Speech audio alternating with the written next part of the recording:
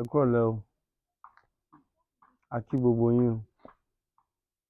Àyẹ̀kú palẹ̀mọ́ ọdún tó ń bọ̀ lọ́nà yìí. A gbàdúrà pé ara rere la máa fi ṣọdún yìí o. Ṣé ẹ mọ̀ pé Christmas ti dé? Gbogbo ẹ̀yin ọmọ ìjọ wa nílé lóko everywhere ní ìlú yìí labroad. A tí ì rí nǹkan ọdún o. Èmi àtọmọ mi wà níbí, a tí ì rí nǹkan ọdún o. Ṣé ẹ mọ̀ pé à ń fohùn rẹ̀lẹ̀ sọ́ ńsìn, a tí ì rí nǹkan ọdún o. Gbogbo ẹ̀yin tí àṣírí yín wà lọ́wọ́ mi as Daddy Apostle, tébi bá pààyàn, ṣé ẹ mọ̀ pé kò sí nǹkan téèyàn ò lè sọ lẹ́nu ẹ̀. Kó má di pé ẹ lọ ń gbàṣírí yín ta. Mi ì threaten yín o. Ẹ kàn ṣáà tètè máa fi àbí wọ́n tètè máa fi nǹkan ọdún ránṣẹ́.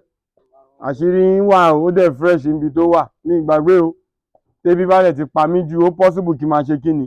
Kí n máa lọ a gbọ́dọ̀ sọ pé dádì ń kà bòròbòrò. So àṣírí yín wà lọ́wọ́ mi.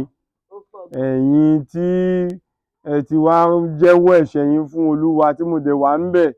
Ẹ mọ̀ pé èmi àti Olúwa náà lẹ jọ jẹ́wọ́ ẹ̀ fún. So ẹ jẹ́ a tètè máa rí nǹkan ọdún, òun là ń sọ fún yín. Ṣé ẹ rọ́mọ mi? Ojú ẹ̀ ò rẹ́rìn-ín rárá, ó tún rẹ́rìn-ín. Ebi ń pa ẹ́, ó tún rẹ́rìn-ín. So ẹ tètè máa mú nǹkan ọdún wá o. À ń retí yín o. Ẹ ṣé, ojú ò ní tì yín. Ó dàbọ̀.